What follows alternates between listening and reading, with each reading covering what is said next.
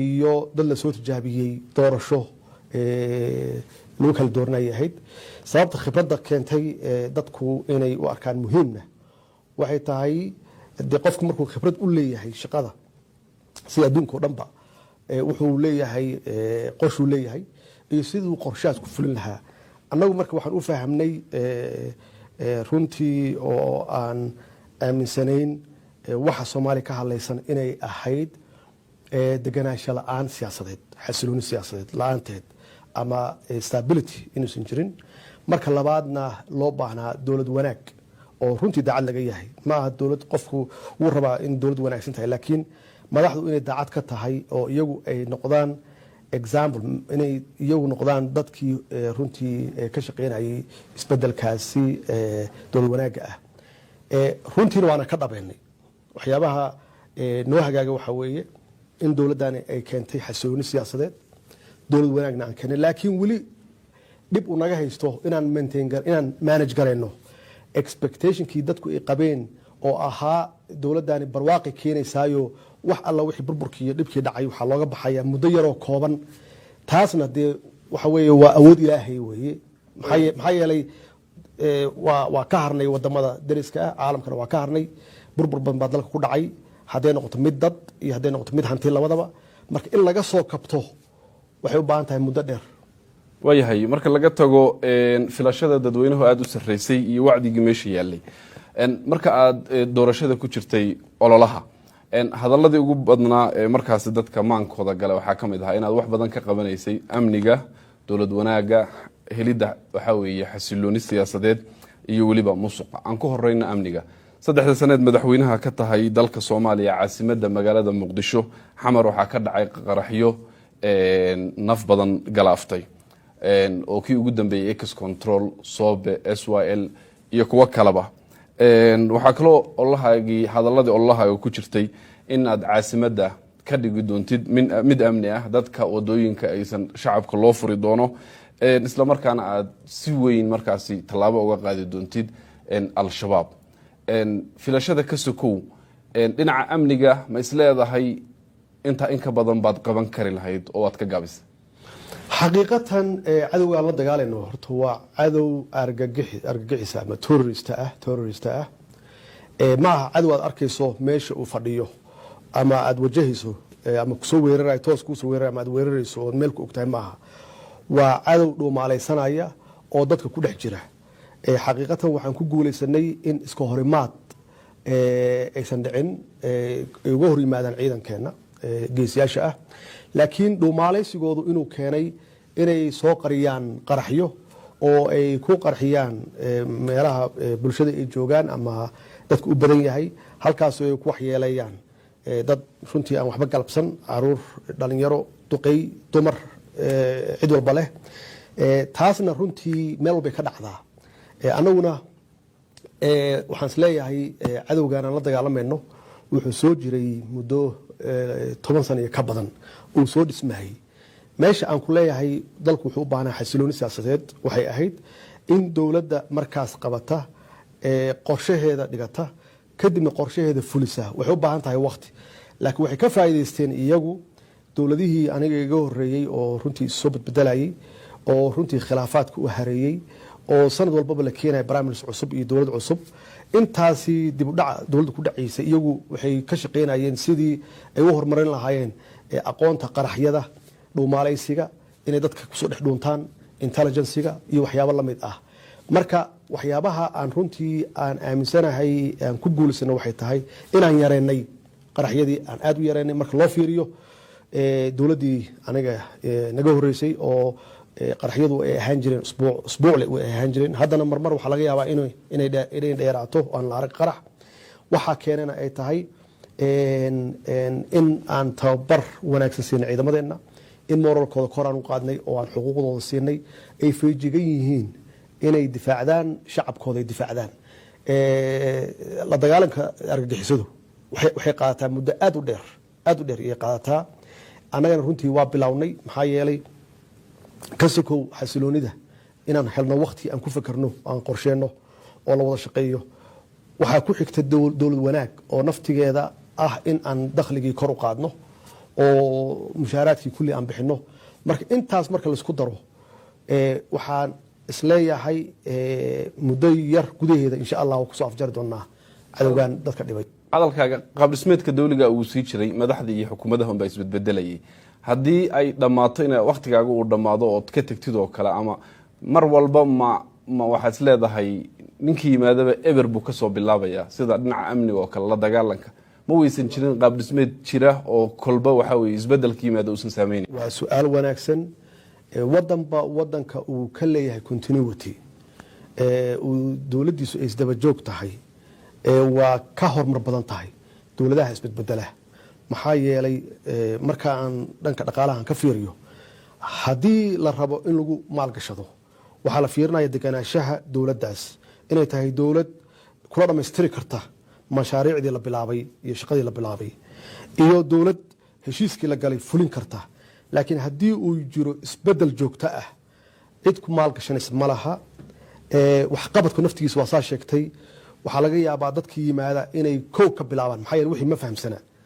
markaan dib ugu noqdo dadku waxay dooranayeen khibrad sax bay ahayd awal waxaa la dooran jiray dad cusub oo lalahaa lagu tijaabiyo laakiin February 8 waxay keentay dadku inay runtii bislaadaan xildhibaanadu bislaadaan oo ay doortaan khibrad ayna kala doortaan dad la soo tijaabiyey marka iyada naftigeeda doorashooyinka 4 sano dhacaya waxay tahay dowladdu haddii prediction la sameyn karo la saadaalin karo waxa imaanaya waxa weeye aaminkaagana waa fiicnaanaya oo cidda rabta inay wax kula qabsato waxay aaminsan tahay inaad joogayso ay kula shaqaysan karto marka isbedbedelka naftigiisa waa qayb ka mid ah dib u dhaca dalka waxaana loo daneeyaa marka isbedel dhacayo shakhsiga loo daneeyaa dalka looma daneeyo laakiin marka ay dowladdu isdaba joog tahay waxaa loo daneeyaa institutionska dowladda waxaa loo daneeyaa dalka loo daneeyaa maxaa yeelay waxaad haysataa hadday dowladdu fiican tahan ka hadlaya hadday dowladdu qariban tahay oo lagu asteeyey ama lagu magacaabay inay tahay dowlad musuq ah ama dowlad aan waxba qabanaynin oo aan horumar keenaynin waa meesheeda laakiin hadday dowladdu shaqaynayso kalsoonida shacabka haysato musuq la dagaalayso maalin walba horumar la taaban kara ay samaynayso khasbiyan waxaa habboon in dowladdaas ay sii shaqayso waayahay isla amniga markaan ka hadlayno masiibooyinka waaweyn ee qaraxyada markay dhacaan ee naafo badan lagu waayo oo shacabka Soomaaliyeed ay soo gaadhay inta badan ma muuqatid ma la arko adigoo shucuurtaada cabirayo dadka la wadaagayo maalmaha adag oo la hadlaya maxay ku dhacday inta badan oo u gaabsataa xaqiiq maaha markii musiibo dhacdo waa hadalnaa waa ka tiraanyoonaa waa ka tacsiyeynaa waa xaqiiqa laakiin shaqadii waa la kala leeyahay waxyaabahan ka bedelnay dhaqanka siyaasadeedka hada jira ama hore u jiraan ka bedelna waxay tahay shaqooyinka waa la kala leeyahay waa in aad ku kalsoonaato dadkaas shaqada u dhiibatay waa in prime ministerku uu shaqadiisa qabsado aad ku kalsoon tahay waa in prime ministerku wasiirkiisa amniga uu shaqada qabsado uu ku kalsoon yahay waa in hay-adaha kale oo amniga ay shaqadooda qabsadaan laakiin haddii madaxweynuhu de meel walba taagan yahay oo runtii prime ministerka naftigiisu uu meel walba taagan yahay oo uusan shaqada u ogolaanaynin dadka ka hooseeya institution kuma dhismo waxaan abuurmaya runtii iska horimaad iyada naftigeeda maxaa yeelay haddii kalsooni aysan jirin wada shaqayn ma jirto marka anigu waan ku kalsoonahay xukuumadeyda prime minister waan ku kalsoonahay wasiiradiisana waan ku kalsoonahay wixii tabar ah waa meesheeda hadday tahay dhaqaale iyo hadday tahay capacity waa meesheeda laakiin waxaan aaminsanahay shaqadii loo idmaday inay sidii loogu talagalay u hayaan maamul wanaagga waxaa sal u ah sidoo xukuumadda ama dowladdaas ay uga madax bannaan tahay musuqa 3 sanaba waxaad soo bixiseen kusoo bixiseen listiga koobaad dhinaca musuqa ay hay'adda Transparency International ay soo saarto musuqana waxay ahayd ololahaagii waxyaabaha wax badan ka qaban doontid maxay ku dhacday ilaa hadda inaad liiska kow kaga jirtaan sideed sadreenta madaxda Afrikaanka oo kale madaxda caalamka oo kale markaad dhex socotid adigoo wadankaaga number 1 uu ka yahay dhinaca musuqa oo kale runtii waa arrin aad u foolxun oo aad u xun weeye haddii mar walba lagu sheegayo inaadan aamin ahayn oo lagu sheegayo in dowladdaada iyo dadkaagu ay yihiin dad tuuga ah wax aad u xun weeye waana perception dhismay oo jira kaligeedna ma aha waxaa qayb ka ah oo nala mid ah dowladaha runtii burburka iyo colaadaha iyo dagaalada sokeeye soo maray ama ku dhex jira yaa nala mid ah maxaa yeelay systemkii yaa burburay oo wax lagu ilaalinayo lagu korjoogteynayo yaa lumay markuu systemka lumana waxaa soo haraya qofka dabeecadiisa iyo shakhsiyadiisa soo haraysa hadduu yahay qofku qof wanaagsan oo ama ilaahay ka baqaya ama runtii ceebsanaya waxaan waa iska ilaalin laakiin system celinaya ma jiro maxaa yeele systemkiibaa weak ah ama aada u jilicsan marka anaguna runtii waa sidaa sheegtay waxay u baahan tahay waqti dheer saan kuu sheega waa xasilooni in la helo oo lagu ogaado qofka xun iyo qofka fiican ma ogaan karti haddii mar walba isbedel uu imaanayo maxaa yeele mar walba qof cusub baa la tijaabinaya haddaad xasiloonihaysanna dowlad wanaag kama shaqayn kartid marka runtii waa arin aada fool xun oo magaceena runtii wax badan u dhimay nalagu sheegay anagoo islaana anagoo dhaqan fiican oo soomaali ah leh in nalagu sheego dad aada u xun inaan nahay aada ayay u xun tahay laakiin runtii wax badan ayaan ka bedelnay mudday qaadanaysaa dulqaadna waa loo baahan yahay inaan ka bedelno perceptionkaas jira inaan wax badan ka bedelno waxaan sameynay hadda inaan dakhligii aan kordhinay miisaaniyadeennii hadda saan markaan nimid aan laba jibaarnay waxay ahayd 200 milyan wax ka yar yay ahayd haddana 400 iyo wax dheeraada yaan hadda gaarsiinay labo waxaan xakameynay kharashaadka sidii loo bixin lahaa iyo qaabka lagu bixin lahaa inay tahay qaab budgetka ama miisaaniyadda ku jirta aysan ahayn qofka wuxuu ku riyoonayo kusoo kaco subaxdii wuxuu rabo ka sameynayo taasna runtii waxa ay noo suurto gashay in aan hay-adaha dowladda aan reform ku sameyno marka la fiiriyo dhanka amniga kow marka la fiiriyo oo aan xaqiijinay askariga ama sarkaalka inuu yahay sarkaal dhab ah ama askari dhab ah oo howlgallada diyaar u ah inuu galo uusan ahayn ghost soldier ama waxaan jirin oo number leh oo dad ay been ku qaataan waxaan keennay biometric oo la sameyn waayey 10 sano iyo wax ka badan yaan dhaqan gelinay waa runoo culays badan baa nooga yimid laakiin waa ku adkeennay in askari walba si uu xuquuqdiisa u helo inuu maro biometric oo la rejistareeyo oo loo sameeyo record ama file loo sameeyo annagu intaan iman ka hor hal askari oo file leh ma jirin oo meel loo raaca leh ma jirin ilaa failku waxaa ku jira qofka informationkiisa ku jira mas-uulkiisa ku jira meesha uu ka yimid baa ku jirta waxaa ku jira shahaadooyinkiisa ku jira dalacaseyntiisa ku jirta discipliinkiisa ku jira haddee dowlad dhan oo askartooda janan laga bilaabo ilaa askari ugu hooseeya aan lahayn gal file yaan ugu nimid annaga haddana runtii waa dhammaystirnay inaan gal file u sameyno oo askari walba uu xuquuqdiisa helo waxay keentay marka taasi in askartii iyo ciidamadii guud ahaan moralkooda kor u qaadno ay awood u yeeshaan inay wajahaan ama la dagaalamaan cadowga soomaaliya muddada dheer soo dhibayey ama dhibaatada ku hayey haddana waxaa muuqata runtii guulo iyo saarsaan fiican oo aan rajeynayno inaan dalka uga sifeyno shabaab insha allah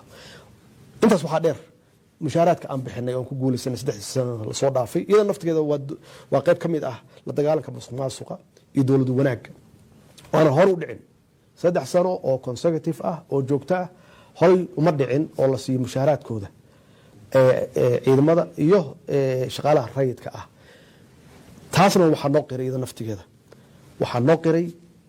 hay-adaha caalamiga ah ee dhaqaalaha yaa noo qiray in dowladdan ay tahay dowlad hufan oo la aamini karo taasaa waxay keentay marka in deen cafis uu yimaado in aan rajo u yeelano in lacagana la amaahin karo ama deeqa aan heli karno aan dalkeenu ku horumarino runtii dalku meel fiican buu ku socdaa rajaduna waa fiicanta musuqa oo ah si khaldan u isticmaalka hantida dadweynaha marka laga tago reformyada aad samayseen waxa ugu badan lagula dagaalamo waa mas-uuliyiinta oo kale in laga tallaabo qaado ilaa hadda ma jiraan wax mas-uul ah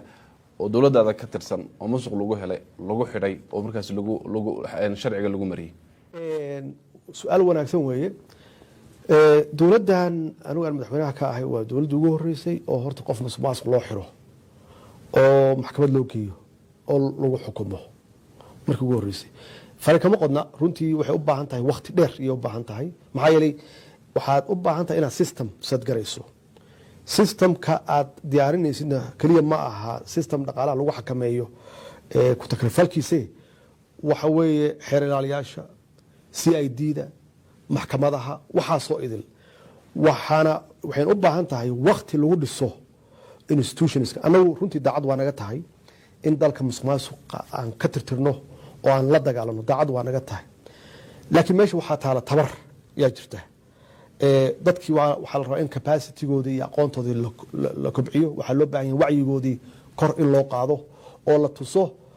haddaadan ilaahay ka baqin waxaad aadaysaa xabsi. musuqmaasuq waa wax xun oo dadka wacyigoodii aan kor u qaadno, culammadu iyagoo naftooda qayb ka qaataan in hantida dadka ka dhexaysa isticmaalka shakhsi u isticmaalayo si aan wanaagsanayn oo ku tagrifala inay tahay dembiyada ilaahay uusan cafin oo qofku uu cadaab ku galo. maxaa yeelay qof markii aad shakhsi wax ka qaadato waa oran kartaa cafi, laakiin ummad aan dhalan, ummad indhala, ummad dhagala, ummad curyaamiina, nooc walba leh aad ka qaadatay oo milyanis ah yaad weydiistaa cafis. marka runtii waxaas o dhan waxay u baahan tahay wacyigelin dhan walbaba ah, dhankeenna iyo dhanka culummada iyo bulshada naftigooda inay fahmaan si dowlad wanaagsan oo horumarsan loo helo in hantida ummadda ka dhexaysa oo loogu talagalay in dalka wax lagu qabto aysan gelin shakhsi jeebkiisa. waayahay, dhinaca kale aan u leexano. 3 sano ee joogtay waxa weeye kursiga ugu sarreeya ee dalka Soomaaliya, maamul goboleedyadii oo dhan waxaa muuqata inaad maamul goboleedyadii qaar inaad isku dhacdeen. waxaa hadda jirta in dowlad goboleedka Puntland ay maamulkeeda ku baaqeen in 15 bisha foodo inugu sahaysay March ay yeelanayaan shir ay ayahooda ka tashanayaan, yani xiriirka dowladda federaalka iyo dowlad goboleedkaasi Puntland. maxaad isleedahay kala fogaanta way keenaysaa? horta xisaabta in lagu daraa la rabaa. dalku muddo dheer iyo dhib ku jiray, dalku waa kala furtay, dadku waa kala irdhoobeen. annagoo sidaas ah yaa waxaa la keenay systemkan federaalka ah oo dastuuri ah oo aan u wada dhaaranay. aqoon badanna dadku uma laha, mana fahamsana waxa uu federaal yahay. marka taas horta nafteedu waa cilad, faham la-aanta waxa federaalku yahay. labo, dowlad goboleedyadaad soo qaaday ma aha cilad dowladdan kaliya haysata, waa cilad soo taxnayd oo caqabado soo taxnaa oo aniga iga horeeya weeye. waxaana qayb ka ah may laga yaabo qaab dhismeedkii lagu dhisay inay ahayd oo inta badan dowlada shisheeye ay gacmo ku lahaayeen ama saameyn ku lahaayeen. taas waxay keentay marka dowlad goboleedyadii inay u arkaan inay yihiin dad madax bannaan oo ka madax bannaan dowladdii dhexe ama dowladdii federaal ka madax bannaan, bacdamaa xiriirye la leeyihiin shisheeyahaasna runtii uu naga dhexeeyo tartan iyo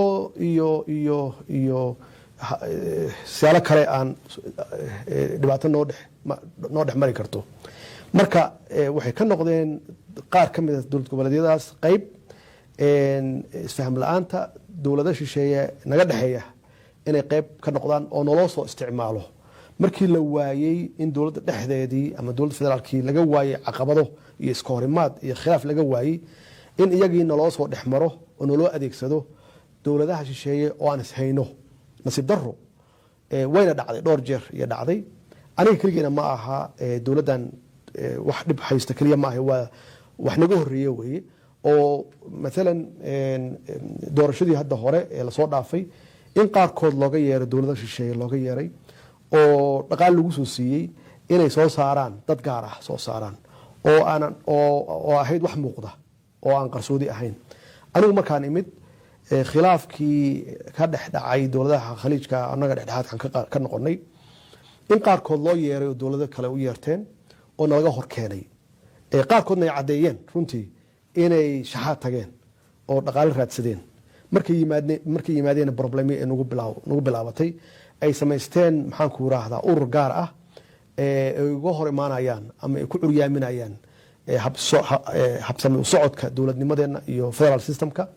wayna caddeed, wax kalena ma aha, waa sida ay u fahamsan yihiin federaalka yaa khaldan. maxaa yeele dowladda dhexe waxay leedahay 4 awoodood aan la wadaagin. difaacay leedahay, maamulka dhaqaalaha iyo xakameynta policy loo dejinayo monitoring systemka iyo leedahay dhaqaalaha, immigrationka leedahay xuduudaha iyo leedahay, maxaa la yiraahdaa arrimaha dibaddana waa leedahay marka iyaguna intaas iyay runtii toos ay maxaan ku raahdaa u faragashadaan oo uga shaqeeyaan qaarkood xitaa waxaa la lahaa lacagahay daabacdaan yaa la lahaa qaarkood dowladaha shisheeye aadaan oo runtii u tagaan oo heshiisyada lasoo saxiixdaan ama soo arkaan oo kala soo hadlaan arrimaha dowlad goboleedyada iyo dowladahaas kale inkastoo aan ka shaqeynay inaan xakameyno oo aan soo afjarno weli faragelintii way jirtaa oo waana loo soo isticmaalaa oo waa lagu dhex jira aad baa lagu dhex jiraa hadda arinta Puntland oo kale waxaa sii xumaysay go'aanka waxa weeye wasaaradda waxbarashada ee dowladda ay ka qaadatay shahaadooyinka imtixaanka dugsiyada imtixaanka shahaadiga ma isleedahay xurguf siyaasadeed oo u dhaxaysa mas'uuliyiin ayay waxay ku waayayaan mustaqbalkii ardada reer Puntland oo adiga madaxweynaha xataa u tahay waa su'aal wanaagsan walaalkay Saciidani madaxweynaha Puntland dhowr jeer ayaan cazumay oo aan xamar ku cazumay oo ku yiri walaal waxna dul marin bal mar nagu soo deg oo noo imow aan wada fariisano aan ka wada hadalno runtii guud ahaan xaaladaha dalka ka jira ay ka mid tahay arintaas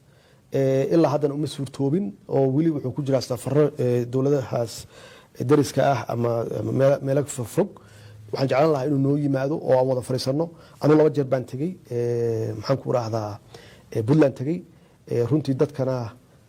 intuu joogay 2 jeer baan tegey dadkuna si sharaf leh oo wanaagsan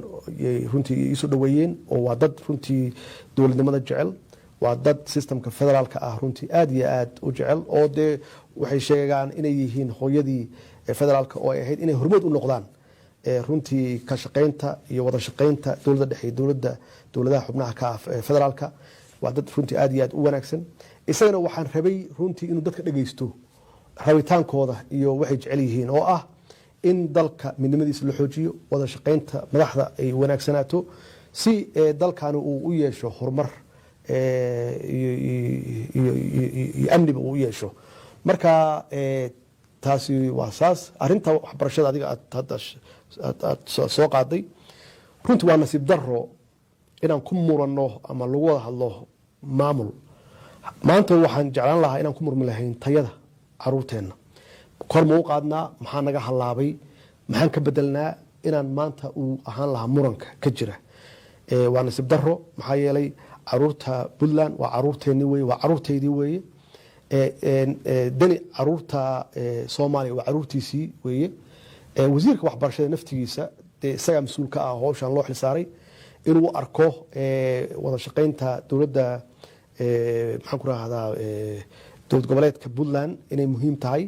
oo si kasta aan u hanan karno wada shaqeyntooda aan u sameeyno waxaan aaminsanahay inuu aad ugu dadaalay intii uu joogay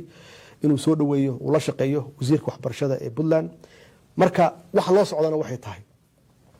quality waxbarashada in kor loo qaado tayada waxbarashada in kor loo qaado meesha loo socdo oo loo sameeyo standard halbeeg loo sameeyo lagu ogaado iskuulkee failure ah iskuulkee fashilmay macallimiintee weeye macallimiinta aan waxba dhigayn hadduusan halbeeg uusan jirin ama standard uusan jirin lama ogaan karo iskuulada hadlaysan laakiin hadduu standard jiro adduunkana waa jiraa maraykanku ka jiraa regional exam ayaa la yidhaahdaa adduunka dhan waa jiraa halbeeg la ogaado iyadoo dee dowlad goboleedku ay imtixaanadooda hadday rabaan ay wataan yaa waxaa jira mid la ogaado standard ah tacliinta guud ahaan dalka meesha u marayo gobolkee liita iskuulkee liita systemkee liita si kor loogu qaado waxaan ka hadlayna waxay tahay caruurteena waxbarashadooda in tayadooda inaan kordhino si ay ula tartamaan ardada kale ee caalamka ah oo marka shahaadadeen la arko la yiraahdo shahaadadani shahaadada ugu sareysa way waxbarashada dugsiyada sare in la yiraahdo waxaan ku xaqiijin karnaa wada shaqeyn ka sokow inaan abuurno standard halbeeg inaan abuurno halbeegaasna aan ogaano xagee wax ka halisan yihiin waayahay aan u soo laabano haddana dhinaca Jubbaland xiriirkiina waayadan dambe ma fiicnayn aad buu si xumaanayay waxaad cunaqabatayseen oo jarteen duulimaadkii Jubbaland haddana waxbarashadii Puntland waatan ka hadlaynay Jubbaland oo kale ciidamo ayaa la geeyay gobolka Gado ciidamadaas waxay dadku arkaan in gobollo iyo deegaano nabad ah ay dowladda federaalka ku duushay iyadoo markaasi xal u helila oo sugila nabadda wadada gobolka banaadir ama jowhar iyo afgooyo oo kale wadadeedii oo weli amni aan ahayn in gadal la tago dad badan waxay arkaan faragelin iyo duulaan ku socota maamulka Jubbaland arrintaas maxaad kaga jawaabaysaa runtii waana sidaro waa waxyaabaha aan rabno inaan bedelno perception-ka ah fahamka siyaasadda inaan bedelno ama habdhaqanka siyaasadda inaan bedelno oo loo arko dowladda federaalka inay tahay dowlad ka baxsan foreigner in loo arko dowlad shisheeye in loo arko habdhaqankii jira wuxuu ahaa dowladihii dariska ahaa yaa runtii saameyn ku lahaa dalka Jubbaland markaad tiraahdo iyo meelo badanba markay soo galaan dowladaha dariskana waa okay waa wax wanaagsan markii dowladda federaalka ahayd oo mas'uulka ka ahayd ay tiraahdo xuduudaha yaan ilaalinayna amnigiis waxa soo galaya wax baxaya waxa way faragelin bay samaysay waa dhaqanka aan rabno inaan bedelno dowladda federaalka iyada ka mas'uul xuduudaha waana wax dastuuri ah waa dhab in awoodeena aysan marmarka qaarkood aysan gaaraynin waa laga yaabaa laakiin waa inaan isku dayno in xuduudaha dalka laga soo galayo bari iyo badba in dowladda federaalka bacdama ay tahay iyada awoodaheedii qayb ka mid ay tahay inaan ilaalino iyo inaan bedelno perception-ka ah Kenya haddii faragelin lagu samayso waa okay dhib ma laha Kenya maxaa ka galay Jubbaland iyadu maxaa ka galay Kenya shaqo kuma laha Jubbaland shaqo kuma laha faragelin kuma samayn karto waxa naga dhaxeeya arrin badda naga dhaxeeya arrintaas badda ahna runtii meel kasta u maraysaa sidii ay saameyn ugu yeelan lahayd ama leverage ugu yeelan lahayd Jubbaland annagana ma dooneyno Jubbaland inay u ekaato wax runtii naloo isticmaalo dhibaatada Soomaaliya loo isticmaalo ma ogolaanayno cidii ka shaqeynaya ama facilitate garanayana waxaan u aqoonsanaynaa inuu yahay qof aan ka shaqeynin danta Soomaaliya aan ka shaqeynin marka annagu waxaan u taaganahay oo naloo dhaariyay difaaca dalka naloo dhaariyay ma ogolin shisheeye faragelin shisheeye ma ogolin annaguna ma faragelinayno arrimahooda annagu Kenya ma faragelinayno Ethiopia ma faragelinayno Djibouti ma faragelinayno iyo wadamada kale oo ma faragelinayno oo mana doonayno inay noo arkaan inaan runtii aan ku sameynayno faragelinta noocan oo kale mana aqbalayno in loo isticmaalo dowlad goboleedyadeena aan ognahay qaarkood in dibadaha laga soo dhistay oo igad loo soo xilsaartay dhismahoodii ma garatay in ay noqdaan caqabad lagu dhibo dowladda dhexe habsocodka iyo horumarkeeda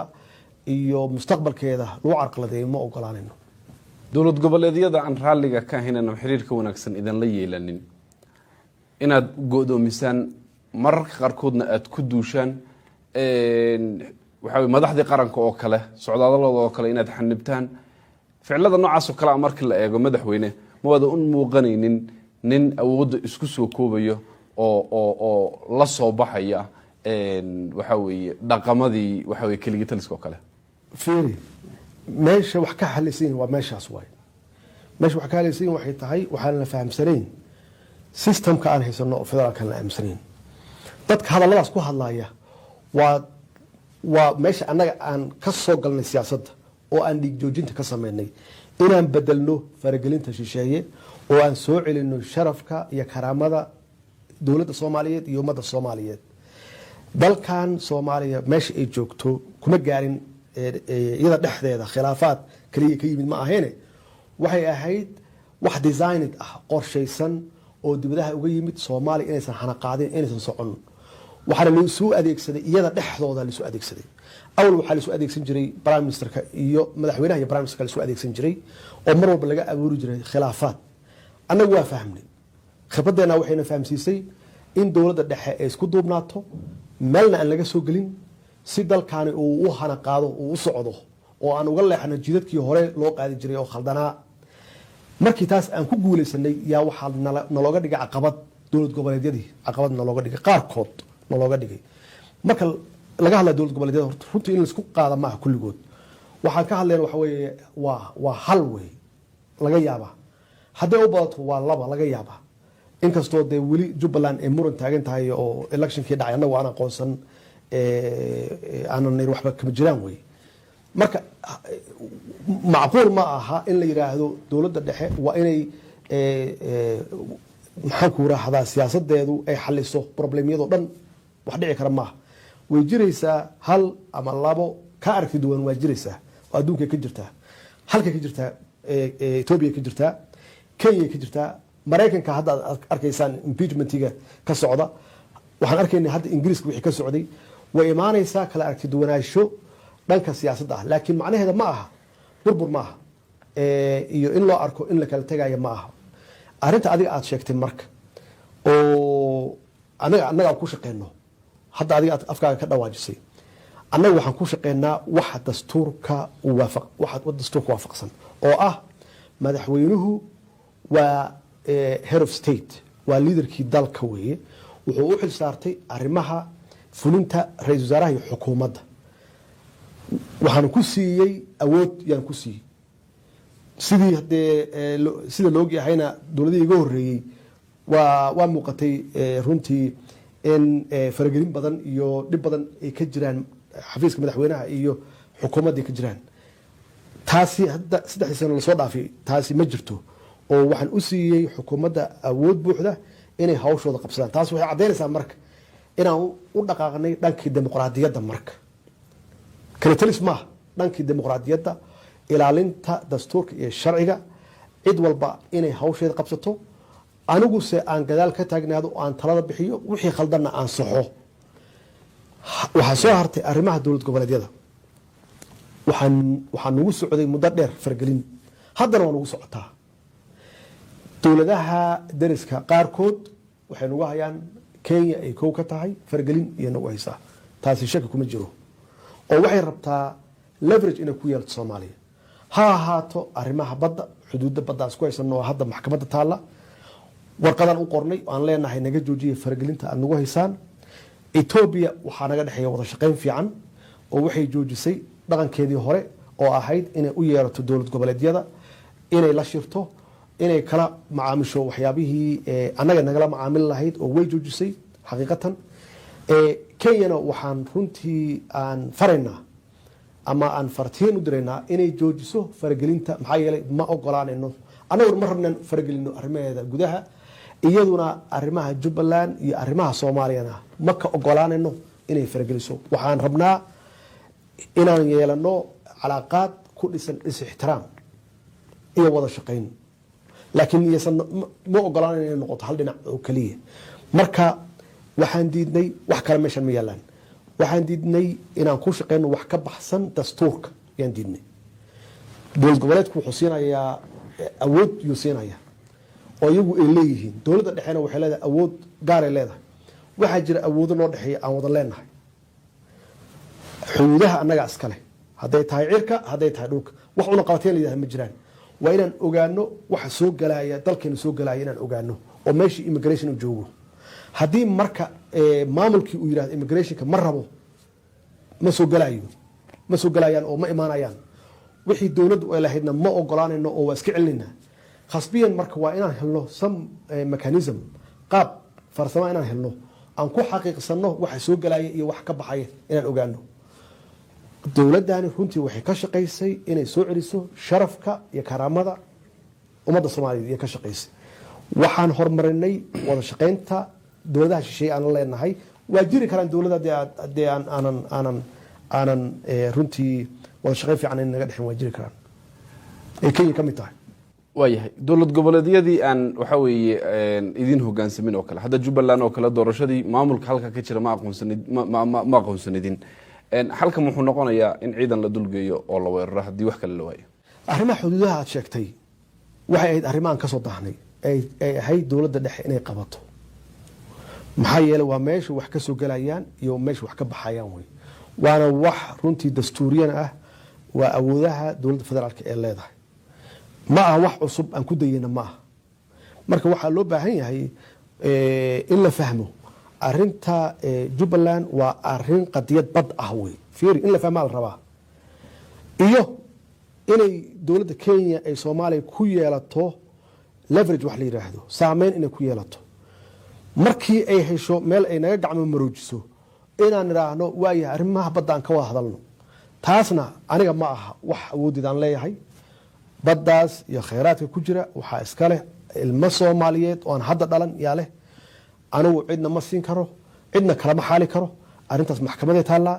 maxkamadaas yaan ku go-naa wixii ka soo baxa kenyana uma isticmaali karto arrimaha badda arrimo siyaasadeed ee gudaha waana taasna waa runtii waa wax nasiib darro ah waayahay doorasho ayaa dalka ka dhici doonto doorasho hal qof iyo hal cod ah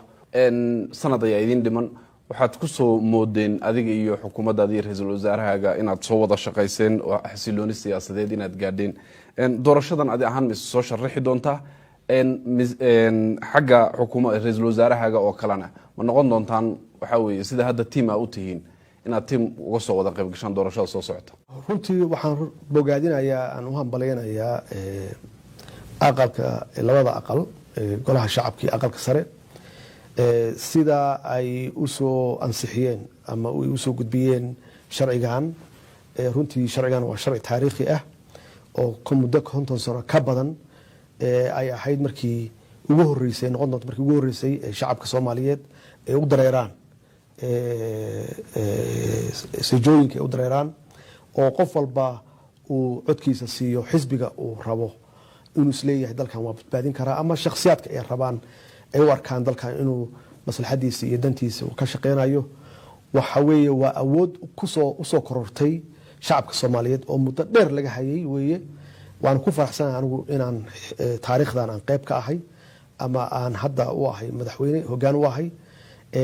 inaan gaarsiino shacabka Soomaaliyeed qof iyo cod dastuurka ku taala waa wax dastuuri ah waxaan ka talaabsanayna ma aha runtii 2017 electionkii ahaa ergooyinka ma ahayn wax waafaqsan sharciga dastuurka ma ahayn kii ka horeeyana ma ahayn marka aad iyaan runtii ugu faraxsanahay in shacabka Soomaaliyeed ay u helaan awoodooda loo soo celiyo ay u dareeraan doorashooyin anagu xisbi yaan sameynaa insha Allah haduu la yiraahdo xisbigana wuxuu noqon doonaa xisbi dawladda barnaamijka aniga aan ku madiisanahay insha Allah haduu la yiraahdo xisbiyada kalena waxaan u rajeynayaa iyaga naftooda inay ka qayb galaan oo ay dadaalaan si ay dalkan u noqdo dal runtii la jaan qaadi kara siyaasadaha casriga ee adduunka ka jira oo multi party system la yiraahdo ama qof iyo cod la yiraahdo qofkii ku soo baxana ama xisbi ku soo baxana uu dalka hogaamiyo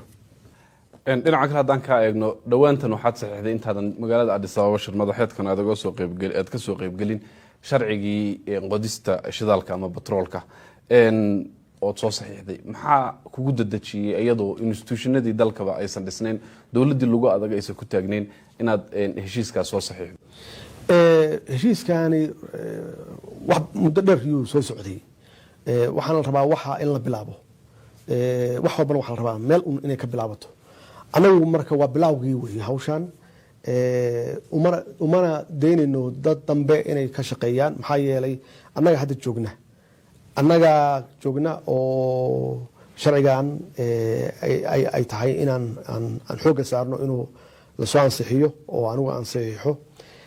shaqo badan yuu u baahan yahay batroolka ma aha wax hadda la qodayo ama biri la qodayo ma aha waa muddo dheer yuu u baahan yahay tan waa bilaaw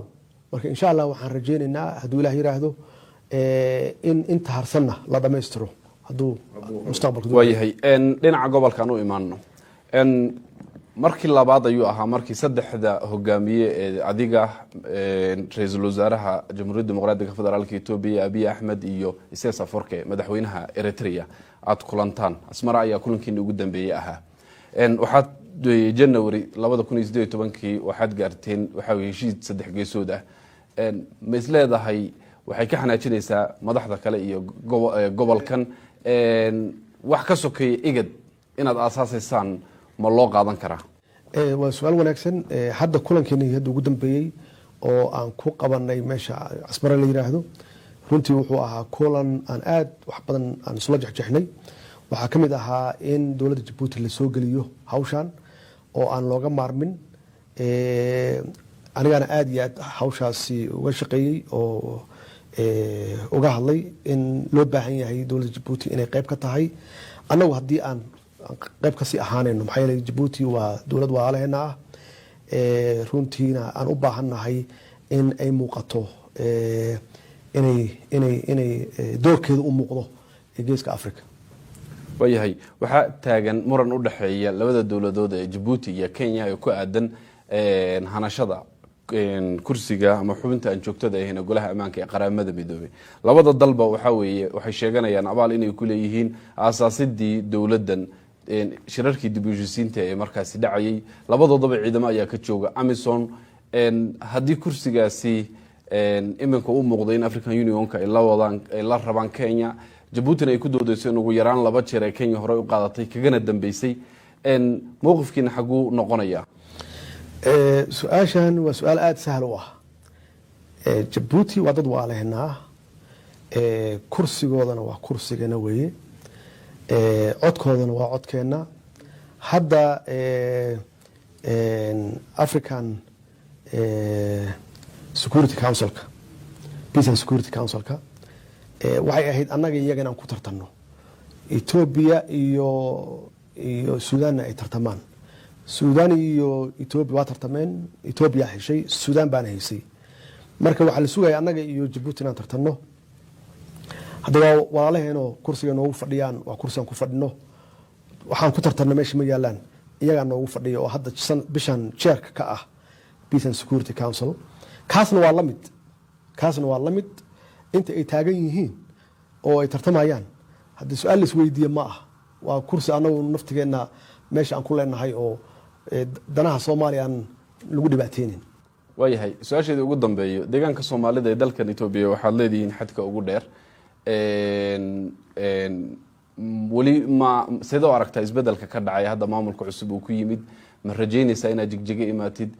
madaxweynaha deegaanka Soomaalida Mustafa Maxamed Cumar ma is aragteen intuu xilka hayay ma wada hadasheen arrimaha bal Mustafa waa wada hadalnay waan is aragnay intuu xilka hayay runtii shaqo fiican waa hayaa oo runtii isu soo dhaweynaya Ethiopia iyo Soomaaliya isu soo dhaweynaya toos wada shaqeyn nooga dhaxayso waxa toos nooga dhaxaysa wada shaqeyn dowladda federaalka ah halkan asaba ka talisa laakiin waxaan aaminsanahay runtii inuu ka shaqeynayo shaqo wanaagsan hayo sidii uu isugu soo dhaweyn lahaa xiriirka Soomaaliya iyo Ethiopia aad buu mahadsan yahay madaxweyne Maxamed Cabdullaahi Farmaajo madaxweynaha dowladda federaalka Soomaaliya oo fursad noo siiyay inaan wareysiga nooga qaadno magaalada Addis Ababa ee xarunta Jamhuuriyadda Dimuqraadiga Federaalka Itoobiya intaan wareysi ama barnaamijkan lamid ah isaga imaan doono waa Ismaaciil Ibrahim Buurgaaba iyo Bahda University aad buu mahadsan yahay madaxweyne Maxamed Cabdullaahi Farmaajo madaxweynaha dowladda federaalka Soomaaliya oo fursad noo siiyay inaan wareysiga nooga qaadno magaalada Addis Ababa